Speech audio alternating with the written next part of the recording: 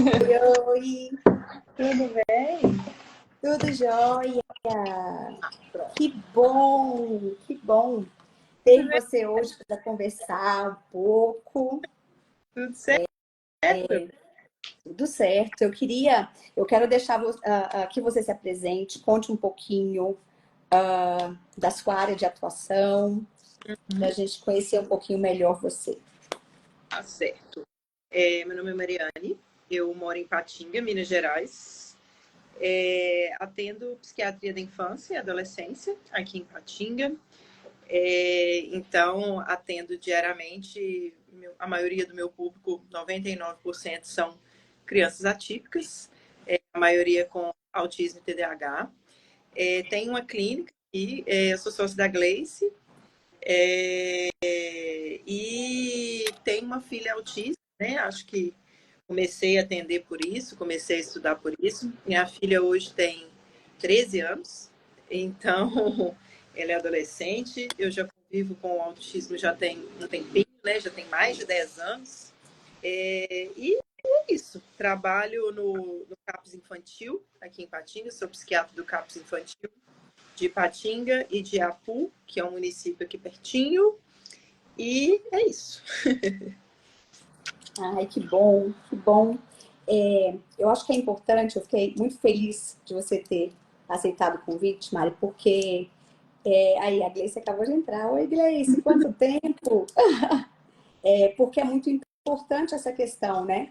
De compreender a medicação, compreender quando é necessária, porque, pelo menos assim, aqui a gente tem, né, pensando nos pacientes que eu acompanho, a gente tem muitas famílias que têm uma preocupação muito grande na hora de medicar. Então, eles evitam o máximo possível. E eu falo que a intenção também da equipe, né, que está com a criança, não é também medicar. A gente também busca evitar a medicação até quando não há necessidade da medicação. Mas quando há necessidade, a gente sabe que que vai trazer benefícios. A gente está falando aqui, né, principalmente de crianças, mas que vai trazer benefício até na evolução como um todo, vai dar suporte também para as intervenções, para a terapia, e que é muito importante a gente entender isso. E aí a gente tem essa questão da família, assim, né, de não querer, de buscar no último momento, ou às vezes até hoje não, né, não buscar. E a gente sabe que muitas vezes os ganhos da criança poderiam ser potencializados com a medicação, né? Com a entrada de uma medicação. E aí, eu queria saber, assim, como é que é a experiência, como é que é quando o paciente chega para você, como é que é essa questão, né, essa preocupação inicial de medicação e tudo. Então, bom, a primeira coisa que eu acho que a gente tem que esclarecer é que autismo não tem cura, né? Não existe nenhum remédio que a criança vá tomar hoje que vá fazer a criança ser menos autista daqui 90 dias, daqui 60 dias. O que a gente trata no autismo são as comorbidades e os prejuízos, certo? Então, primeiro ponto a esclarecer com a família.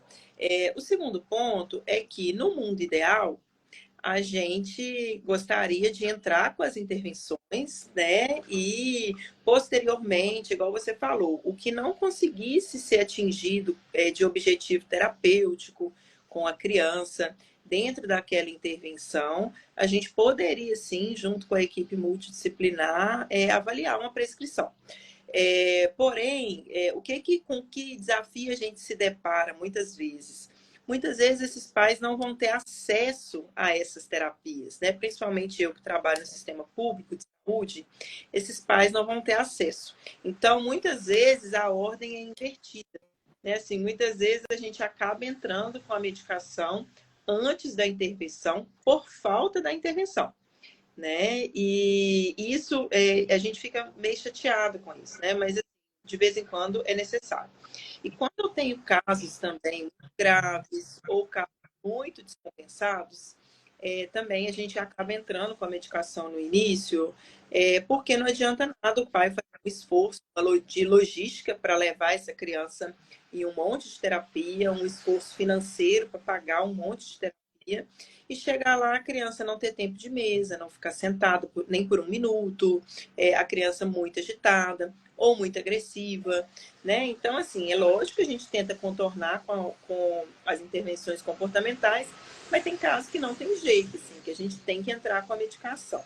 Então, acaba que o primeiro passo, o primeiro desafio é fazer a psicoeducação dessa família, certo? Porque há um preconceito, né? E há um medo também. A palavra que a gente mais escuta no consultório é dependência. Doutora, né? A criança vai ficar dependente dessa medicação. Eu não quero ver meu filho dopado, né? E trabalhar esse preconceito com a medicação tem hora que é muito difícil, sabe? Mas existem algumas estratégias que a gente usa no consultório. A primeira delas, eu falo sempre, é para focar no prejuízo que a criança tem hoje. Então, a criança ela precisa do remédio hoje. Não quer dizer que ela vai precisar do remédio daqui a um ano, não quer dizer que ela vai precisar do remédio daqui a 10 anos. Pelo contrário, né? Quanto menos remédio ela usar, para a gente melhor. Mas a demanda é hoje, né? O tratamento é dinâmico. Então, a gente tenta partir por aí. Outra coisa que a gente trabalha bem com a família também é que a gente não medica CID, tá? A gente está medicando o prejuízo da criança. Então, muitas vezes, às vezes a criança nem tem um diagnóstico fechado, mas a gente vê que se a gente não entrar com a medicação, que aquele tratamento não vai fluir. E aí o pai vira para mim e fala assim, nossa, mas você nem fechou o diagnóstico e já vai tratar? Mas porque a gente não medica CID, a gente está medicando o prejuízo, está medicando o que por muitas vezes pode atrapalhar aquela criança dentro do processo terapêutico, né? A gente fala muito isso também, né? E a intervenção também é isso, né? A gente, às vezes, não é necessário o diagnóstico para a gente poder iniciar uma intervenção. A gente fala sempre que a gente trabalha com sinais de alerta, com atrasos, e a gente vai ver o que essa criança que não está adequado de acordo com o esperado para a idade, que a gente vai começar a intervenção. Então, muitas vezes, a família chega muito angustiada porque ela quer um diagnóstico, e eu estou muito angustiada do outro lado porque eu quero fornecer uma intervenção independente de um diagnóstico nesse momento ou não, porque a gente sabe que quanto né, o menor nível de suporte que essa criança tiver, quanto mais novinha essa criança tiver, mais difícil às vezes é fechar um diagnóstico, bater o martelo para aquele diagnóstico, mas independente disso, a gente sempre vai precisar de uma intervenção para quê? Para que esse atraso não vire uma cascata de atraso, não comece, a gente fala que vira uma bola de neve, porque se aquelas habilidades são pré-requisitas para novas aprendizagens, esses atrasos vão só aumentando cada vez mais. Então, eu acho sempre que, às vezes, vocês querem muito uma resposta, mas a gente não tem a resposta, a gente tem todo o processo de intervenção mesmo, né?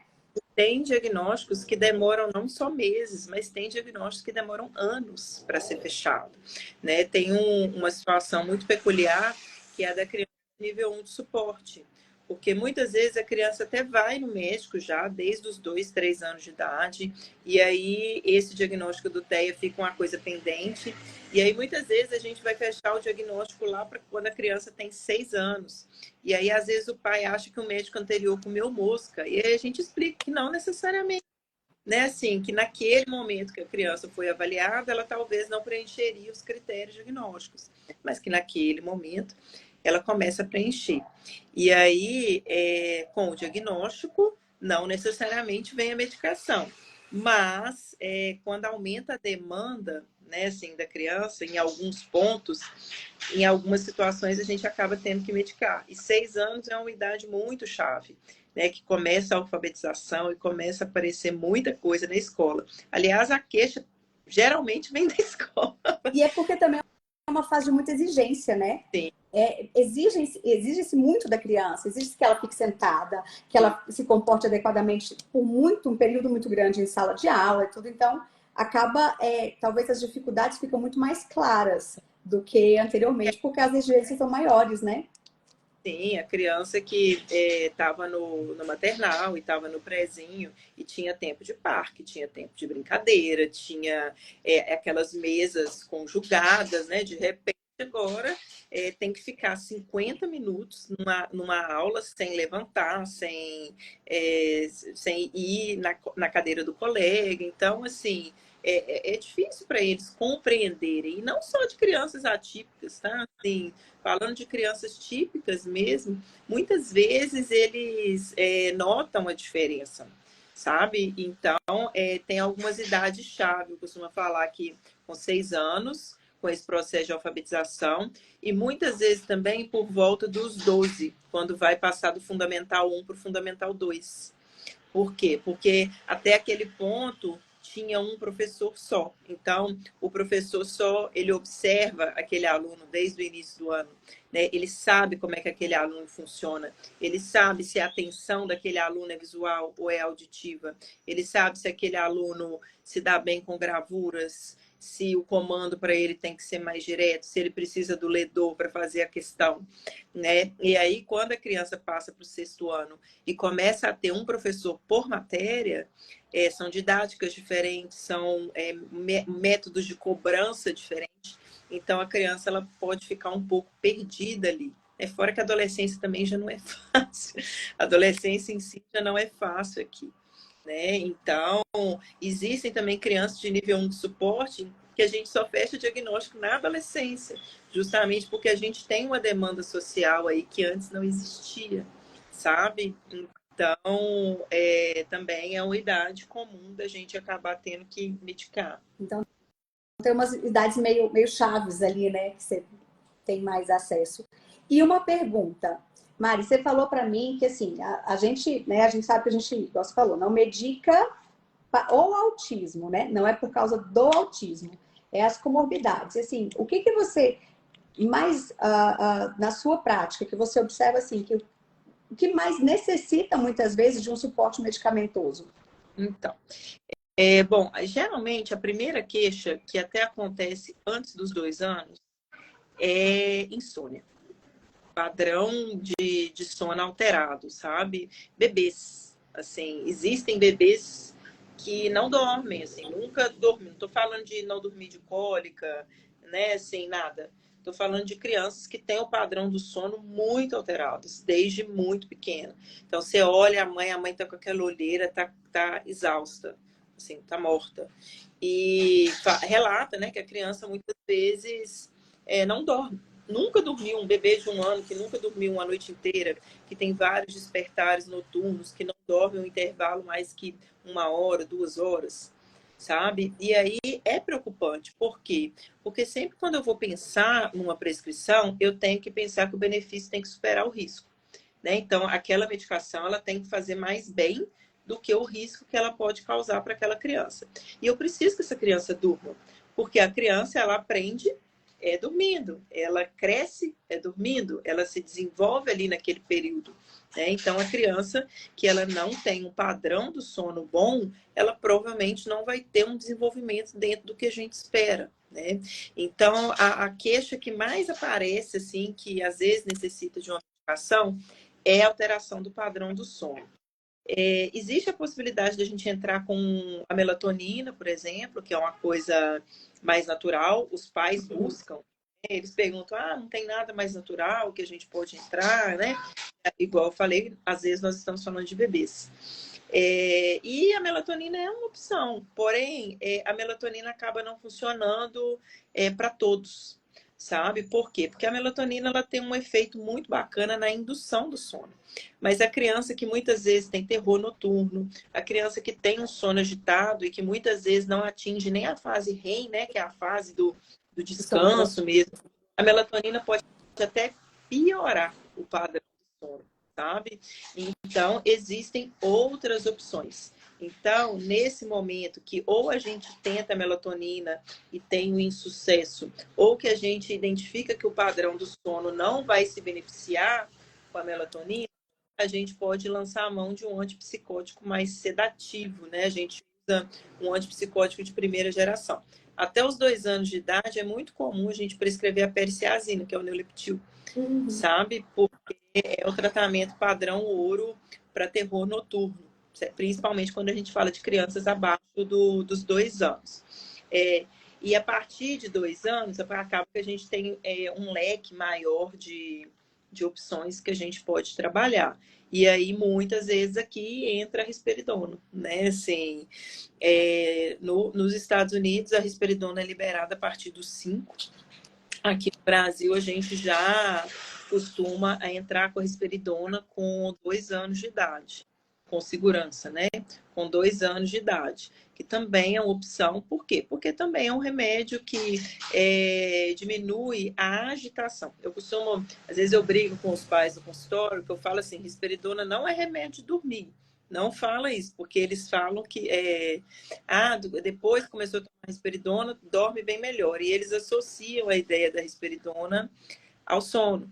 E aí eu explico, né? Falo assim, é um remédio que diminui a agitação, que faz a criança se organizar um pouco melhor, mas como efeito colateral ele tem a sonolência. Então a gente acaba que se aproveita do efeito colateral dele, que é a Para sonolência, usar no sono, né? usar no sono, mas o tchan dele mesmo é diminuir a agitação, A gente sabe? fala assim que a questão do sono, né?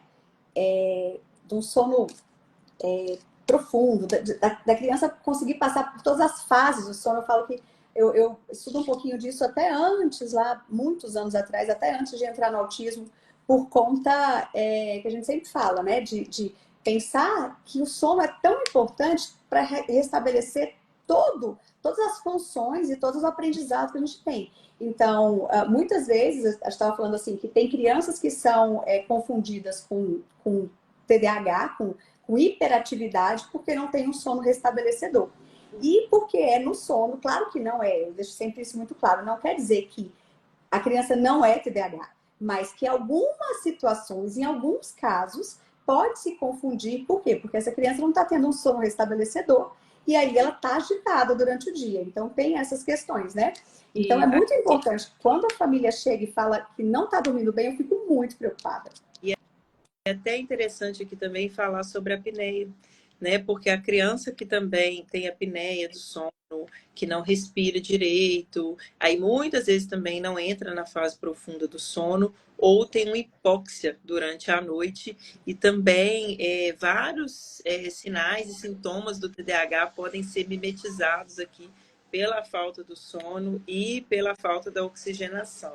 Eu falo que uma coisa que a gente sempre tem que ver e uma coisa que eu sempre pergunto, mas ele respira bem. Eu falei assim, mas como é que é o sono dele? É agitado ou não? Porque às vezes não é aquele acordar, né? De acordar, de abrir o olho, de mexer. Mas eu falo que é aquele acordar que é um micro despertar, que ele dá um sustinho assim, mas o que acontece? Toda vez, né, que ele dá um micro sustinho, um meio despertar, ele não consegue, ele volta para o começo do nível de sono, né? Então, vai até. E aí ele não consegue nunca entrar no sono profundo, porque sempre que esses micro despertares acontecem, ele não volta para o primeiro, e aí, né, é um processo. E aí a quantidade de tempo que ele vai estar no sono REM, que é o sono profundo, vai ser um tempo menor, e isso vai atrapalhar todo, inclusive além, né, de aparentar que é agitado ou não, é até a questão de como ele vai absorver, igual você falou, essa aprendizagem do que está sendo ensinado. Então, a absorção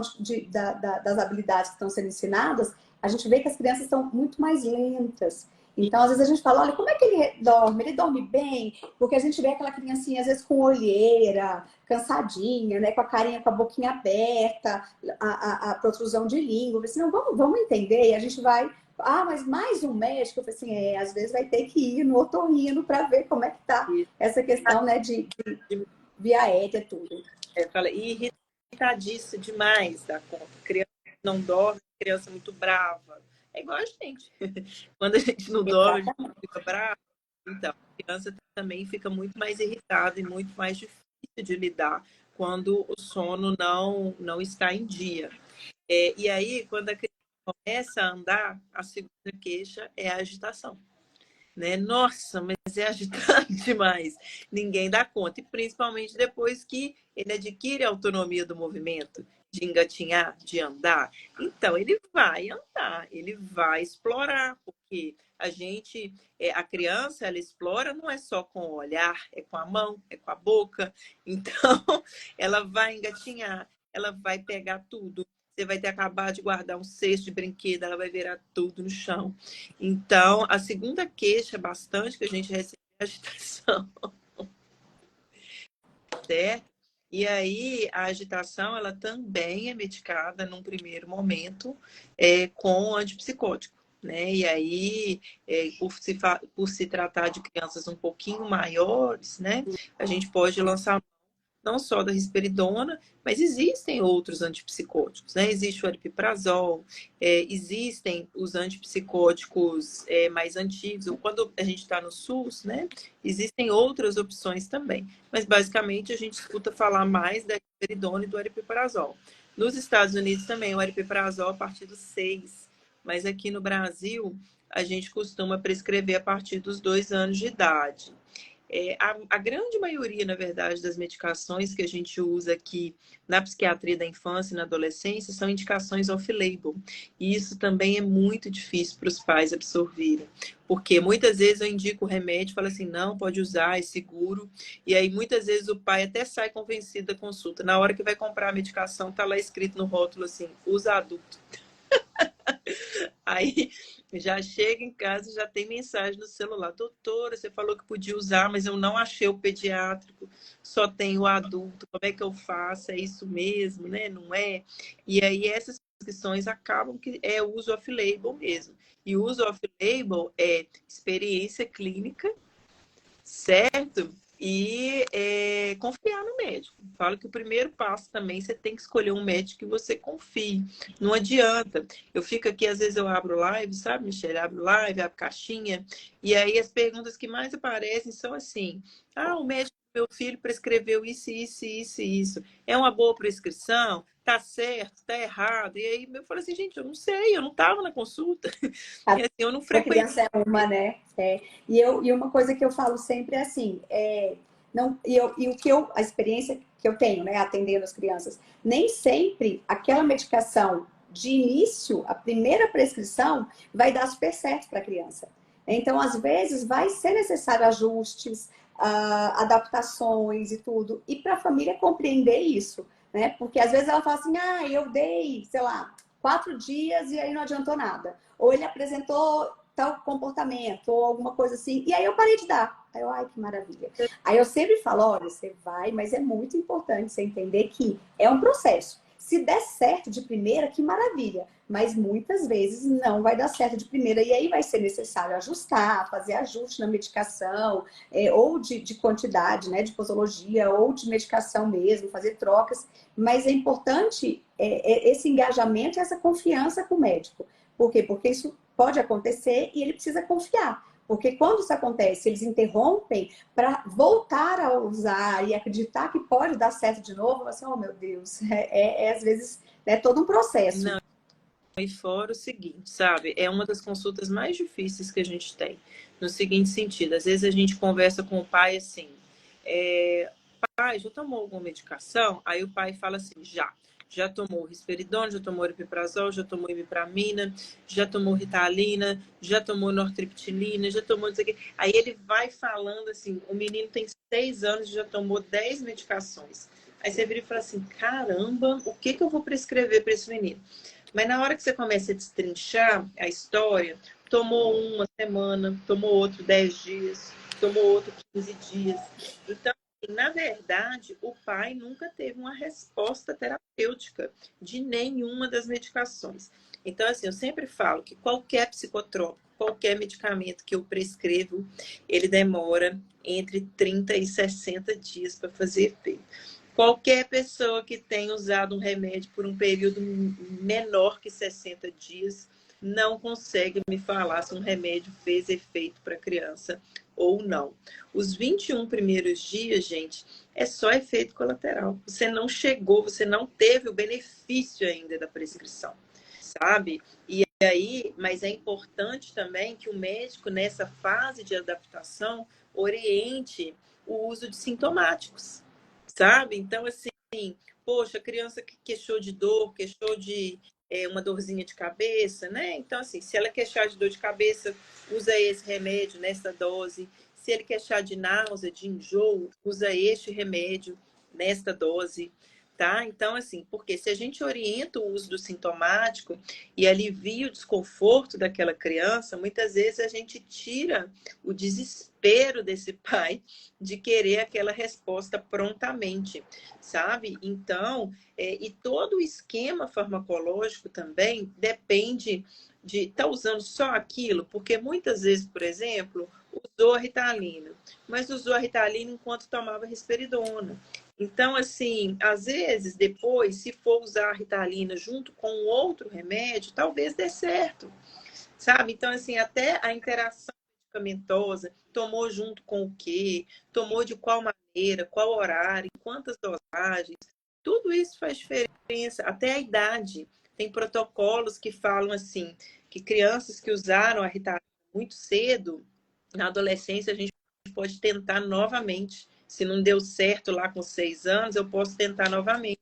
Por quê? Porque o cérebro da criança é outro, o neurodesenvolvimento é outro, o estágio de A desenvolvimento é outro. resposta é outra, né? Então É. vale a pena, sabe? Então a gente acaba que faz combinações diferentes, doses diferentes, posologias, formas de tomar diferentes, e acaba que faz uma diferença para a criança, né? Então, assim, e tem que ver isso também, porque não adianta também eu prescrever uma medicação que a família não vai ter condição de comprar, tá? Isso tem que entrar. Vem cá, deixa eu te mostrar aqui. Vem cá. Vem aqui. Tá aí embaixo, pode cobrir você. Ela chegou. Então, assim, não adianta também eu passar uma medicação que a família não vai ter condição de comprar, sabe? Então, assim, eu pergunto, né? Você tem condição de comprar? Custa tanto. Assim, vai sair tanto por mês. Por quê? Porque também não adianta ela comprar uma caixa e nunca mais comprar. Tem Sabe? que saber que é um tratamento muitas vezes a longo prazo e, né, vai precisar saber como é que ela vai conseguir manter isso por um período talvez extenso, né? Isso. Então, voltando, os antipsicóticos podem tratar a questão do insônia, podem tratar irritabilidade, auto e heteroagressão, principalmente, agitação psicomotora e até as estereotipias também costumam a dar uma melhorada. Mas também oriento os pais que se a criança não está se machucando, não está se colocando em risco, não está colocando em risco outra pessoa, deixa o pobre coitado do menino fazer estereotipia, né? Assim, é porque a estereotipia tem aquela escala, né? Assim, que a estereotipia evolui para a irritabilidade, que evolui para a agressividade. Então, se eu fico inibindo demais a criança de fazer estereotipia, eu posso provocar uma crise de agressividade. Então, assim, se não está fazendo mal para ninguém, deixa o pobre coitado do menino estereotipar para lá. E aí, como eu trabalho com intervenção precoce, eu sempre falo, calma, né? Calma. Às vezes a criança, aquilo não está atrapalhando, porque eu tenho, digamos, eu tenho uma criança que a estereotipia, ela acontece tanto que acaba atrapalhando momentos, né, da atividade, brincadeira, em várias outras situações. E aí ela foi medicada por conta disso. E aí mas a gente também vê a preocupação da família, tipo, crianças que têm um nível de esporte, né? Um ali, fala assim, mas os amiguinhos vão falar o quê? E tá, né, tá ali na escola e tudo. Eu falei assim, vamos esperar um pouco, não vamos mexer com isso, porque quando a criança vai crescendo, ela começa a entender muito melhor essa questão social, né? A se comportar, a se organizar e até arranjar estratégias para se organizar em relação a isso. Então, eu falo que é muito. Eu me preocupo muito, eu não trabalho com vamos bloquear a estereotipia e nada, porque muitas vezes é uma necessidade que a criança tem que se regular. E se a gente tira, isso vai mostrar em outro lugar. Né? Então, a gente tem que entender bastante essas questões que lá na frente, quando só precisar, essa for a preocupação, a gente organiza isso. Mas, por enquanto, a gente vai pensando em outras E questões. geralmente é uma resposta a um estímulo externo, né? Então, assim, se a criança está mais ansiosa, está mais nervosa, acaba que ela estereotipa mais, ela mexe mais, né? Então, se a gente bloqueia, realmente a gente pode causar uma outra coisa, né? Uma outra explosão, alguma coisa que é mais difícil de controlar, né? Mas a gente, desculpa você falar. Eu queria fazer uma pergunta, assim, como é que é a resposta medicamentosa para essas questões de estereotipias quando está em excesso e atrapalham, né, a vida da criança ali. Então, a gente consegue diminuir a frequência das estereotipias, ou pelo menos a intensidade. Por exemplo, aqui em casa a questão é a palma. Então, quando está muito nervosa, a palma é forte, a palma machuca, né? Então, quando está medicada, a gente percebe que a palma existe, mas é uma frequência menor, é uma intensidade menor. Então, a gente consegue se regular com mais facilidade. Mas isso quando a gente medica com os antipsicóticos. Uma outra maneira da gente abordar farmacologicamente, que são os ansiolíticos e antidepressivos. Porque se a gente partir do princípio que quando a criança está muito ansiosa, ela faz mais estereotipia, então se a gente medicar a ansiedade, tem uma chance dessa estereotipia também diminuir, né? Então, e fora que crianças atípicas têm até 5 vezes mais chance de ser ansiosas do que as crianças típicas. Então, provavelmente essa criança vai ter uma ansiedade. E aí a gente melhora não só as estereotipias, mas todos os comportamentos ansiosos, depressivos. Pode ter melhora de pensamento intrusivo, porque uma comorbidade também muito comum é o toque, certo? Então, a rigidez comportamental, quando a gente usa o ansiolítico também, é uma coisa que a gente consegue abordar com mais facilidade. Tudo que preenche aquele critério de padrões rígidos e repetitivos de comportamento, aqui com o ansiolítico acaba tendo uma aceitação melhor, mais negociação, principalmente quando a criança tem o cognitivo preservado. Então, a gente consegue negociar um pouco mais. E assim, e também, novamente, toda vida que eu puder usar um remédio só, eu vou preferir. Então, sempre quando eu estou avaliando uma criança, cada processo é único. Então, cada criança vai ter uma prescrição para ela. Sempre que eu posso priorizar um remédio só, eu vou priorizar. Exemplo, a criança é insone, ela tem questões de sono, mas ela também é ansiosa. Então, se eu posso usar um ansiolítico à noite que vai dar sono para essa criança, eu prefiro usar este do que colocar um ansiolítico para o dia mais um remédio de dormir à noite, sabe? Eu posso enxugar essa prescrição. Posso fazer uma prescrição mais inteligente.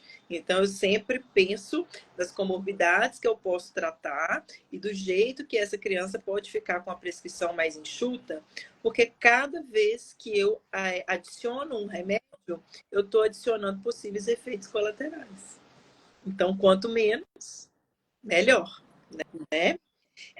E outra coisa até que eu falo assim, tem mãe e pai que medica a criança e não avisa a escola, não avisa o terapeuta, porque fica fazendo teste, entendeu? De tipo assim, eu vou medicar, vou ver se eles vão notar alguma diferença, porque ela me pediu tanto para medicar, mas não vou contar, entendeu? Porque eu quero testar para ver se ela vai ter alguma diferença. Eu já ouvi isso demais.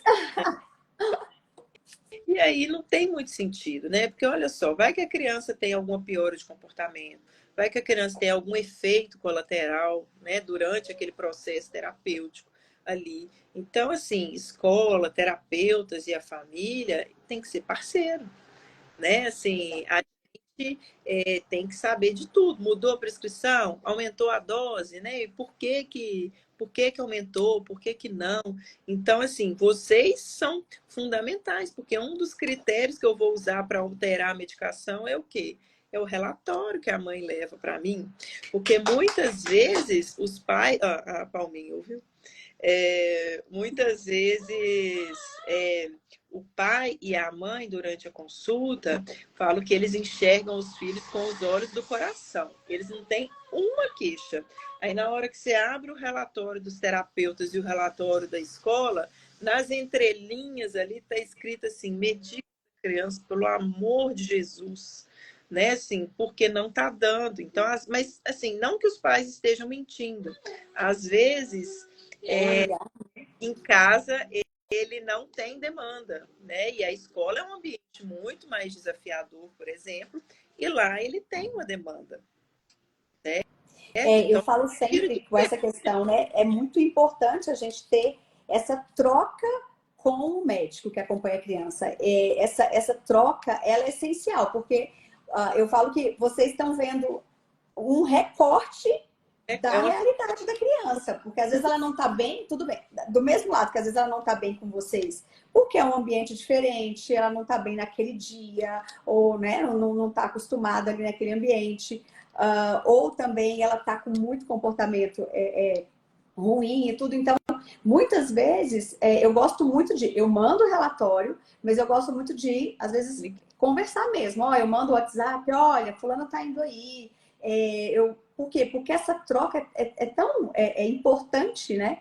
Para gente, para vocês poderem ter uma noção de, olha, como é que ele tá. Porque no relatório, às vezes, você vai escrever muitas coisas ali, mas geralmente o relatório é um relatório de avaliação, que é um relatório longo, que vai estar falando muitas habilidades, das áreas do desenvolvimento e tudo.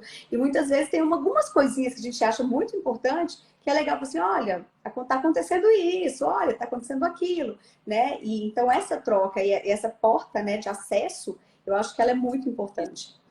E fora que a gente tem a limitação também da comunicação expressiva e tem crianças não verbais. Então, essa criança ela não vai virar para mim e falar assim: estou com dor de cabeça, estou usando esse remédio, estou com dor de cabeça. O que essa criança vai fazer? Ela vai ficar irritada, ela vai bater, ela vai bater a cabeça na parede, ela vai bater no colega. Então, assim, a gente tem que aprender a ler o comportamento da criança. E muitas vezes a família tem dificuldade, então ela vai precisar da escola, vai precisar dos terapeutas, né? Muitas vezes a criança não vai falar assim, mãe, estou com náusea.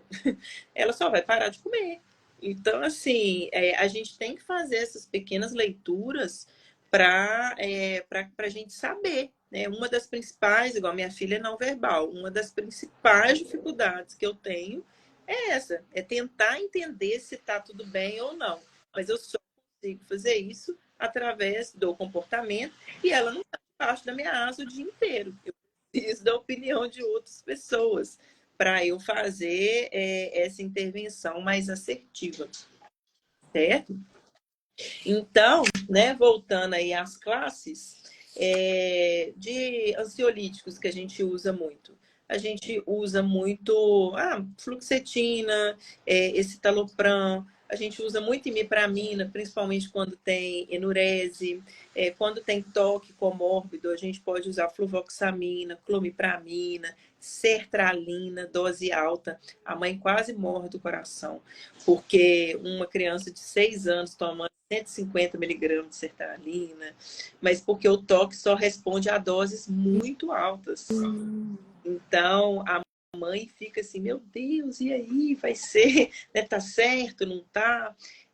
Outra questão que eu trato muito com ansiolítico nos meninos, principalmente na adolescência, que estão com hipersexualidade, né? A gente também com ansiolítico, e aqui a gente usa muito sertralina, fluoxetina e paroxetina, também para tentar amenizar isso, porque também muitas crianças, muitos adolescentes ficam agitados aí com 12, 14, mas é por conta disso. Verdade, né? É verdade. É um turbilhão de hormônio, né? É muita mudança ali. E muitos deles nem vão entender o que é que está acontecendo com o corpinho deles, né? Porque tem uma defasagem muitas vezes na parte receptiva. Isso não tem contexto, né? Não tem ali um pensamento de fato de puberdade, né? Assim, são mudanças no corpo que eles não têm realmente compreensão. Outra classe de medicamento que a gente também usa bastante são os estabilizadores de humor. E aqui eu me surpreendo muitas vezes até com os colegas, assim, porque às vezes eu pego prescrição de criança tomando 2, 3 antipsicóticos em conjunto, assim, e não usa um estabilizador de humor, sabe? Porque também diminui a agressividade. Por exemplo, as oscilações de humor aqui podem desencadear crises de heteroagressão, né? Então, tem hora que a gente tem que entrar com o estabilizador de humor. Não adianta a gente entrar com mais um antipsicótico. A gente tem que explorar outras classes, pensar em outras possibilidades, sabe? Eu estou tentando ler umas mensagens aqui agora. É, E aí o papai do Benício, não é o Benício, né? O papai do Benício mandou uma mensagem aqui muito legal, que é assim, seria muito bom se os médicos alinhassem aos terapeutas e família. Infelizmente, temos essa dificuldade pelo SUS. E meu filho é não verbal também, uma pena. Inclusive, eu tenho tentado trabalhar aqui em Patinga, eu tenho feito algumas capacitações para atenção básica, para pelo menos os médicos assim manterem a prescrição, renovar uma receita, diminuir burocracia um pouco, porque não é todo mundo que vai ter acesso ao especialista o tempo inteiro. Mas muitas vezes os médicos não é que são pessoas que estão com má intenção, não, não. Eles se sentem seguros de renovar uma prescrição ou de mudar uma dose de um psicotrópico, sabe? Eles não têm muito costume. Então, eles fazem assim, eles renovam a prescrição do pneumo, eles renovam a prescrição do cardio, eles renovam a prescrição de todo mundo. Na hora que chega na do psiquiatra, minha filha, eles não querem nem mexer. e é um problemão, né? Porque assim, ele precisa, porque imagina interromper todo um acompanhamento, toda uma medicação por conta, às vezes, né, de uma acessibilidade que falta. Ah, com certeza. Sabe? Então, nós temos essa classe, que aí entra aqui lítio, entra quetiapina, e muitas vezes, para criança menor, entram os anticonvulsivantes. A gente usa muito anticonvulsivante como estabilizador de humor e a gente pode usar anticonvulsivante também como estratégia farmacológica. Existem alguns anticonvulsivantes que quando a gente usa, por exemplo, em conjunto com a risperidona ou com a aripiprazol, a gente aumenta a latência, aumenta a durabilidade desse remédio na corrente sanguínea, aumenta o efeito desse remédio na corrente sanguínea sem necessariamente aumentar a dose. Então, tem joguinhos também que a gente pode fazer, assim, principalmente quando a criança não tolera doses maiores, né? Então, também tem hora que a gente usa a medicação como sinergia também para ajudar ali. E outra classe também, né, aquela por último e não menos importante, a gente tem os psicoestimulantes, certo? Que 90% das crianças dentro do espectro vão ter alguma comorbidade, 82% dessas crianças provavelmente terão TDAH, né? Então, é muito comum com 6 anos a gente fazer essa tentativa de inserção do psicoestimulante. Eu tento segurar. Essa é uma que eu tento segurar um pouquinho por causa da idade mesmo, mas mais pelo período da neuroplasticidade. Uhum. Tentar respeitar esse período. E também porque eu sou um pouco contra a alfabetização precoce, Eu também. sabe?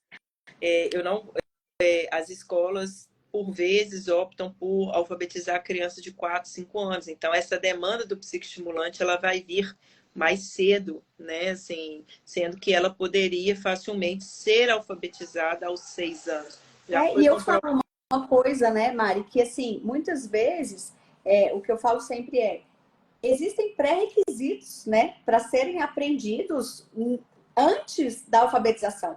E esses pré-requisitos, eles são ensinados com 2, 3, 4, 5 anos. Então, se você está alfabetizando uma criança com 4, 5 anos, que horas que está sendo estimulado esses pré-requisitos?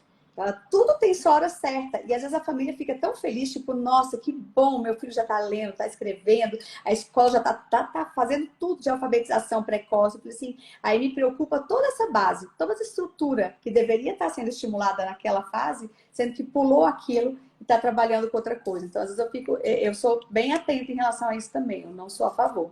Pois é, e o lúdico, e o simbólico, sabe? Assim, muitas vezes a criança, ela não salta, ela não pula, ela não tem coordenação motora grossa, ampla, né? Como é que ela vai ter coordenação motora fina se ela não tem coordenação motora grossa, sabe? Assim, como é que uma criança que salta, que não pula, vai segurar um lápis, vai segurar uma caneta, vai ter o controle ali para fazer a grafia dentro da linha, sabe? Então, o que eu tenho observado é isso. Existe uma demanda por se alfabetizar a criança muito cedo e com isso acaba se antecipando essa necessidade do necessidade, né, vou pôr entre aspas aqui, do psicoestimulante, sabe? E assim, o que eu observo? Vários protocolos clínicos autorizam a gente a fazer esse teste, né? Assim, se a criança está dentro do espectro, com 6 anos a gente pode prescrever 8 semanas de metilfenidato e ver se melhora, né? Basicamente, é um teste de prova, sabe? E assim, eu sempre explico para os pais também que uma coisa é eu dar uma Ritalina para uma criança que tem só TDAH. E outra coisa é eu dar uma Ritalina para uma criança que tem autismo e TDAH, principalmente para uma criança que às vezes tem autismo, DI e TDAH, sabe? Então, muitas vezes a Ritalina pode ajudar, muitas vezes a Ritalina pode não fazer diferença alguma, ou até muitas vezes pode ser até prejudicial. Né? Assim, a criança pode ter só a parte ruim, só a parte dos efeitos colaterais, sabe? Então, assim, é realmente um teste. Não quer dizer... E aí alguns pais ficam ansiosos, assim, falam assim, ah, mas a Ritalina não deu certo, e se mudar para o Venvance? Não sei também. Assim, pode ser a mesma coisa. Pode ser que seja ótimo, pode ser que não faça diferença, e pode ser que seja ruim, sabe? Mas a gente só vai saber, infelizmente, na prática. Então, assim, não tem como a gente prever, sabe? Eu acho, e assim, às vezes, eu queria até ouvir de você assim, o que é mais difícil, qual medicação e o que é mais difícil a gente conseguir medicar e acessar de uma forma mais adequada, né, essa criança. Porque eu vejo muitos resultados bons com medicação, mas tem algumas situações, algumas demandas ali, comorbidades, que dentro do TEA que eu sinto que às vezes é mais difícil a gente conseguir, demora mais, digamos assim, talvez não seja de primeira que a gente vai conseguir estar organizando essa medicação para ajudar essa criança. Que muitas vezes o TDAH, mas um TDAH predominante ali hiperativo. Então, são crianças impulsivas, crianças muito agitadas. Eu vejo que às vezes a gente tem mais dificuldade e quando tem associado o TOD também, que eu falo, nossa, não é Você fácil. sabe uma dificuldade que eu tenho muito também? É de, muitas vezes, os pais chegam no consultório e muitas vezes eles já têm o laudo de DI, mas eles não têm noção do que é DI, não. Ninguém explicou para eles o que é deficiência intelectual, sabe? Assim, o que significa na prática uma deficiência intelectual. E aí, muitas vezes, a criança chega ali com 6, 7 anos, a criança não sabe fazer AVD, a criança não escova o dente, a criança não pode ficar sozinha sem supervisão 5 minutos, a criança não sabe tomar um banho, a criança não tem habilidades mínimas, não sabe abotoar um botão, né? Às vezes tem até uma dispraxia ali, não sabe fazer muita coisa, e os pais estão com a expectativa que essa criança vai ler e escrever, sabe?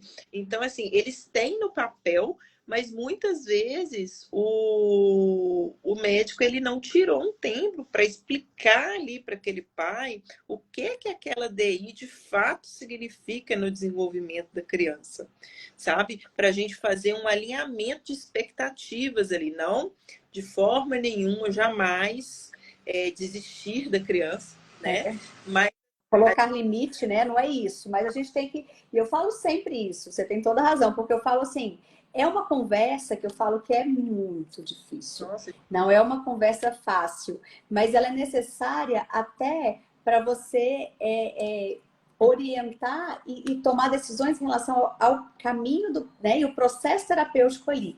Porque muitas vezes o processo terapêutico, a intervenção, ela vai ter um olhar diferente, ela vai ter objetivos diferentes, ela vai ter metas diferentes do que outro. E aí, se a gente não aborda isso com a família, primeiro que ela não vai aceitar um programa terapêutico diferente, porque ela não vai entender por que, que a gente está colocando talvez mais AVDs, né? Pensando muito na independência da criança e tudo. E eu falo que para mim esses são meus maiores desafios. São crianças que vão precisar aprender um repertório diferente. Por quê? Porque a gente vê que tem a deficiência intelectual e acho que esse processo para mim é o mais difícil como profissional para conversar isso com a família, né? E mostrar essas questões e que eu acredito que naquele momento que vai ser melhor para aquela criança vai ser o aprendizado, né? De AVDs ou, enfim, de independência como um todo. E que não tem problema. Se a gente vê que ele está respondendo muito bem, depois a gente muda. Mas que naquele momento, a gente às vezes tem que mudar a nossa proposta de intervenção. E eu acho que esse momento, eu acho que às vezes eu fico muito tensa e para mim é muito difícil. Porque quando você coloca essa proposta, quando você coloca essa proposta, os pais, né? Porque muitas vezes esses pais, as pessoas que fizeram a avaliação, que fizeram o diagnóstico, não explicaram sobre o que é DI, o que é deficiência intelectual, o que aquilo significa no desenvolvimento da criança, que não, a gente fala sempre que não é uma sentença, mas que muitas vezes a gente vai esperar metas a curto prazo ali diferentes do que a gente esperaria, né, para outros. E ter essa. Eu estava vendo esses dias o seu relato, né, de como mãe, e às vezes, quando você falou assim, a ficha caiu, que foi isso que mais chamou a atenção, porque às vezes ainda tem muitas vezes tem aquela questão que você falou, né, não, saiu do autismo, né? Então, eu acho que quando você tem uma família que a gente sabe que essa criança tem deficiência intelectual associada com autismo, esse cair a ficha não é um momento fácil para a família. Não. Então, o termo que eu tenho usado com as mães aqui agora no consultório é o segundo luto, sabe? Porque a gente tem aquele primeiro luto da fase de aceitação do diagnóstico, né? Da morte das nossas expectativas, né? Não da criança. Mas a gente tem aquele primeiro luto, aquele momento de aceitação, e aí a gente passa realmente pela negação, pela tristeza, pela negociação e, por fim, a aceitação, certo? E aí a gente resolve sacudir a poeira, dar a volta por cima, vou fazer o tratamento, e vou consultar, e vou levar nos terapeutas, e vai dando tudo certo.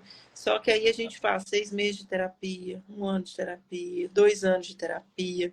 E aí não só muitas vezes com a criança muito grave, com a criança com a DI, a gente não tem ganhos, mas muitas vezes a gente tem perdas, sabe? às vezes eu sinto, às vezes, patinando, é o que mais é difícil. A gente sofre assim, a gente dedica tanto ali para a criança conseguir, às vezes, uma coisa pequena, e aí passa um tempinho, ela vai e perde. Eu falo assim, ai, gente. É isso. Então, por exemplo, hoje minha filha fala muito menos do que ela já falou. Ela escreve muito menos do que ela já escreveu. E assim, não é falta de estímulo, não é falta de cuidado, de carinho, de dedicação. Não é, ela perdeu, sabe? Então, aí tem aquele segundo baque, aquele segundo luto, aquele momento que você perde, que você percebe que não vai ser fácil, de fato.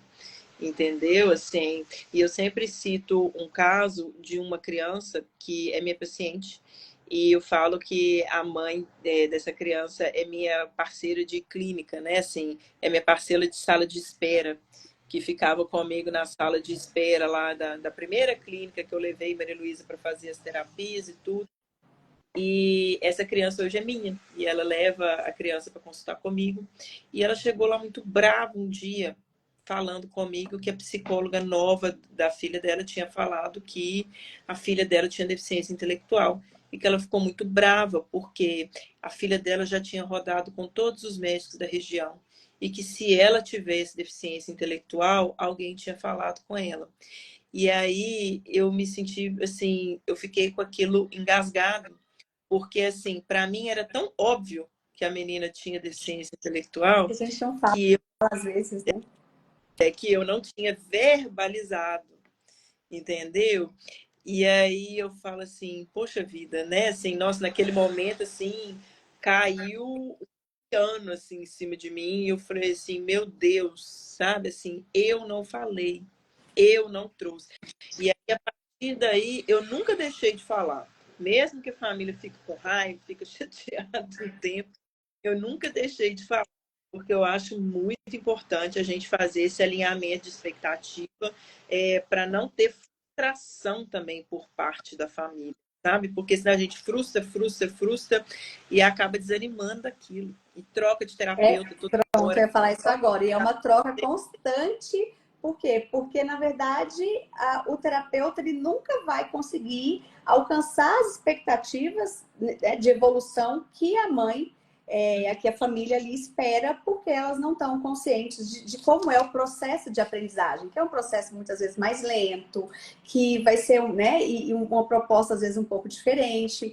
E a gente observa isso mesmo, a gente tem essa dificuldade, e que às vezes vem de vários outros profissionais. Quando chega aqui no consultório falando que já veio de vários outros profissionais, assim, vamos tentar entender o que aconteceu, vamos acolher essa família, mas vamos mostrar para essa família que a gente não vai a gente não é salvador, né? A gente não vai salvar e não vai ser com a gente que vai ter essa super, às vezes, resposta que ela espera. Eu falo que sempre o que eu gostaria mesmo era de poder oferecer essa evolução incrível, né? Que muitas crianças têm, e que outras vão ter mais dificuldade nesse aprendizado. Mas eu queria poder proporcionar essa evolução para todas as crianças, mas que muitas vezes a gente não vai conseguir.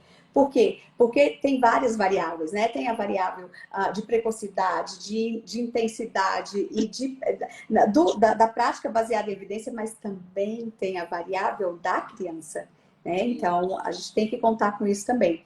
Então, eu sempre falo para o pai, eu sou muito clara, olha, a gente tem que entender por quê. Então, eu vou começar, mas entendam que eu preciso conversar com esses outros profissionais, eu preciso entender o que está acontecendo, e só depois, porque eles começam, né, essa ansiedade de como é que vai ser? Até onde nós vamos, né? Como nós vamos, assim, só a partir quando a gente começar a intervenção, que eu vou poder falar para vocês que essa evolução está indo muito bem e que ele está adquirindo muitas habilidades ou não, se a gente vai ter que fazer, às vezes, até uma adaptação de proposta terapêutica, né? De estruturar mais esse ensino, de diminuir a quantidade de objetivos, porque essa criança precisa de mais repetição, e a gente vai conseguir aí entender qual é o melhor caminho para essa criança. E aí eu falo sempre que a gente tem que ter um pouquinho de calma nesse começo para a gente conhecer a criança. Sim. Mas é uma fase difícil. E também aliar a expectativa quanto à medicação. Porque, assim, também nem sempre vai ter a medicação que vai resolver todas as questões. Hoje em dia, a expectativa é muito grande em cima do canabidiol. Assim, é o que eu mais vejo no consultório hoje em dia, é uma expectativa de que o canabidiol vai resolver todos os problemas, que a criança vai tomar o canabidiol e não vai precisar das outras medicações, o que na maioria das vezes é mentira. A maioria das crianças que usa canabidiol continua utilizando medicação alopática. Então, assim, a gente não deve depositar as nossas esperanças todas em um medicamento novo, em uma intervenção nova, porque tudo é um conjunto de variáveis, sabe? E muitas vezes a gente vê a família muito ansiosa com essas questões, com uma medicação nova, com uma intervenção nova, mas na hora que a gente vai ver, a família não está dando conta do básico, não está dando conta ali daquele básico ali. Muitas vezes a criança não tem rotina, a criança não dorme direito, a criança não se alimenta direito, sabe? Então, isso também faz muita diferença. A gente sempre fala essa questão mesmo que não existe, né? Remédio milagroso, não existe intervenção milagrosa. E eu falo também que muitas vezes tudo que a gente às vezes inicialmente oferece vai precisar ser ajustado de acordo com as necessidades da família, de acordo com as necessidades da criança. E ok, né? Porque não existe a receitinha de bolo. Por isso a gente fala, esses dias teve avançado aqui, eu estava falando para as meninas que não adianta a receita de bolo. Que a mesma orientação que eu dou como supervisora para uma família, para uma terapeuta, para uma assistente terapêutica, para determinada criança, não vai ser a mesma que eu vou dar para outra criança. Então, para você poder trabalhar com crianças, principalmente supervisionar casos, você precisa ter uma quantidade de experiência alta, grande, até para a gente conseguir dar o suporte e ter o raciocínio clínico necessário para cada caso diferente, né? Uhum, com certeza, sabe? E aí, quando a gente consegue ter esse alinhamento, né, do médico com o terapeuta, com a escola e com a família, tudo melhora, gente. Assim, tudo melhora. Não adianta ficar escondendo informação, não adianta, às vezes, tentar amenizar as coisas. A gente tem que saber o real que está acontecendo, porque aí a gente consegue ter de maneira mais efetiva. E assim, tão importante quanto prescrever a medicação é manter a dose, a frequência, sabe? Assim, às vezes tem família, igual ontem mesmo. Ontem veio a mãe que estava usando risperidona e usa risperidona só no dia que o menino está nervoso. Eu falei, nossa, eu fico, eu fico em tempo de morrer. Então, assim, SOS. Risperidona SOS, nunca vi isso na minha vida. Então, assim, esperar o tempo adequado para fazer efeito. Antes de qualquer medicamento, gente, ser trocado, essa criança merece um reajuste de dose, sabe? Porque também não adianta eu ter o remédio certo na dose errada, né? Assim, na dose principalmente insuficiente.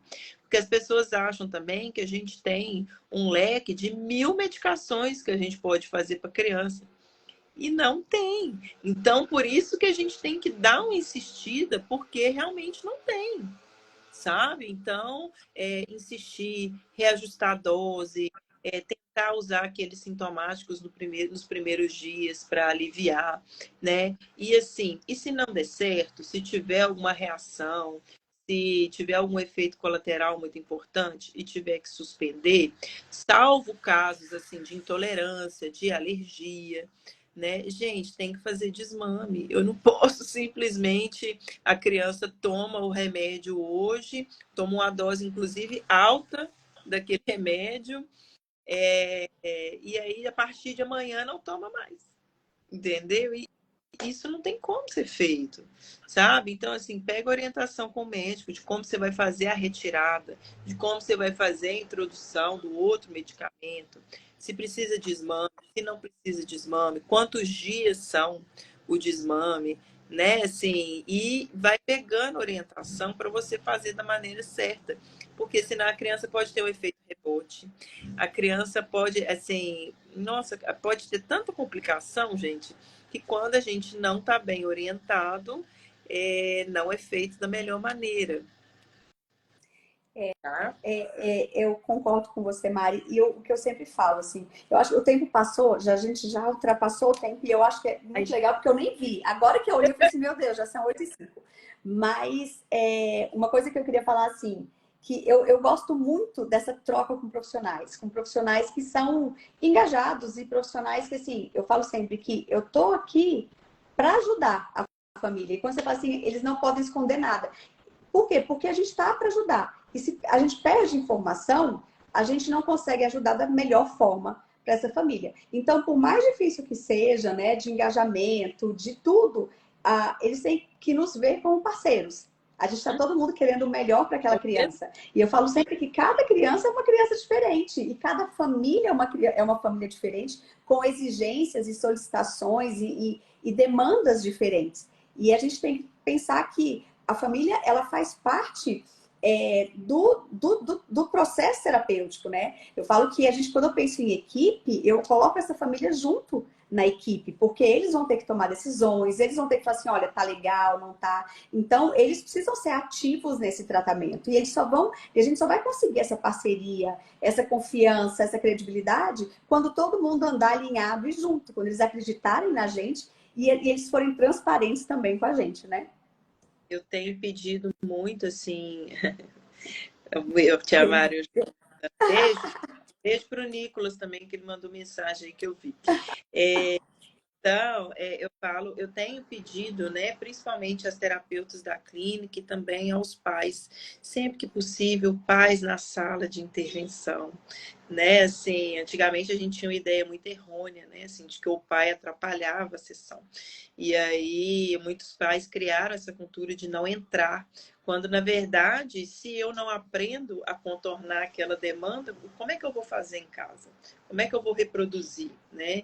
Então, eu tenho tentado, assim, às vezes, não a sessão toda, mas às vezes uma parte da sessão, ou dias específicos, a gente pode combinar, pelo menos, do pai entrar, porque faz toda a confusão, toda a diferença faz toda a diferença no processo terapêutico e elimina a confusão, assim, elimina o disse, me disse, porque o pai está ali presente na hora, ele está vendo a demanda, ele está vendo a necessidade e ele está vendo como é que vai intervir com aquela criança naquele momento.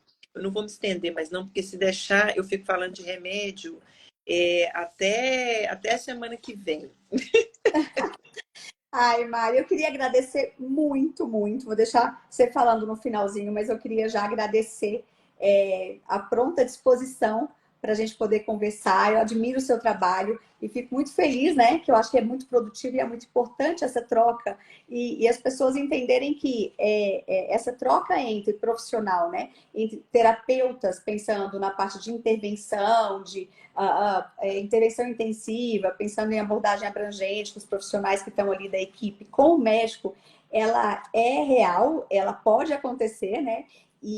Quando acontece, a gente tem uma troca muito importante, muito boa, e que isso tudo vai funcionar no final das contas em prol da nossa criança e das nossas famílias, né? Então, eu queria agradecer bastante a sua participação, muito mesmo hoje. Espero que a gente tenha mais oportunidades aí para frente, tá bom?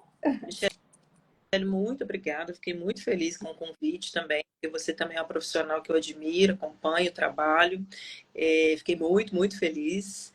E é um prazer estar aqui. Espero que a gente tenha oportunidade de conversar mais vezes. E eu vou encerrar deixando um recadinho para os papais e as mamães que estão assistindo aí nesse momento, tá? Quanto a um assunto polêmico quanto prescrição. Olha, eu entendo que quando a gente faz uma prescrição, a gente gera insegurança, gera medo, mas a gente tem que entender, como eu falei, que a criança ela precisa da prescrição hoje. Não quer dizer que a criança vai tomar o remédio para o resto da vida.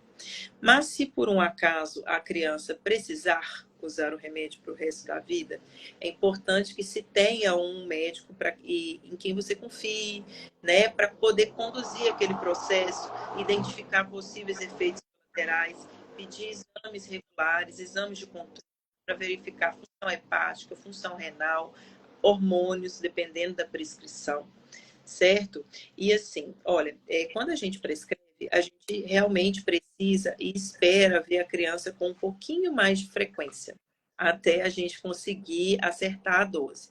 Porém, gente, sejam claros com o médico. Quando vocês vão na consulta, fala assim, doutor, juntei dinheiro para pagar essa consulta aqui, eu não tenho condição de voltar daqui 60 dias, eu não tenho condição de voltar daqui 90 dias.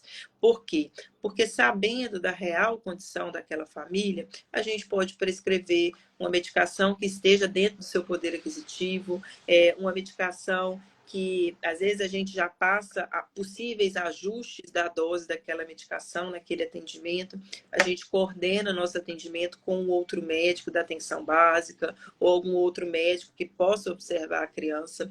Só não pega a receita e vai embora calado, não. Seja sincero para a gente poder fazer a programação de cuidado daquela criança da melhor maneira possível, tá? E chega tanta mensagem no celular da gente, no Instagram da gente. Então, assim, às vezes os pais falam assim, você não me respondeu, você não viu e tudo. A gente é muita mensagem. Então, assim, quando vocês têm um psicólogo, um TO, né, tem um fono, que é a equipe terapêutica dessa criança, se você entrou em contato e o médico não respondeu, pede o profissional para entrar em contato, porque muitas vezes a gente vai ver a mensagem daquele colega e a gente vai se atentar mais prontamente para aquilo. Mas não é falta de atenção, não é falta de consideração, é só muita gente. Demanda.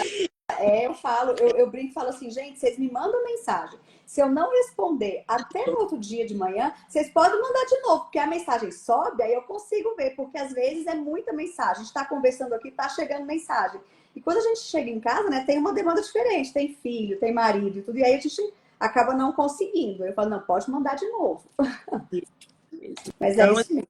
assistam, não fiquem sem resposta, tá? E se não conseguirem falar diretamente com o médico, tentem através dos terapeutas, tentem através de outra forma. E se passou a prescrição, não confiou, não sentiu segurança, vai pegar uma segunda opinião. Ah, não engole esse negócio a seco, não. Todo mundo tem direito a uma segunda opinião. Exatamente, concordo. Então, tá bom. Ai, Mari, muito obrigada. Obrigada também, viu, Michele? Beijo. Tá, joia. Deus Beijo, tchau, tchau. fica com Deus.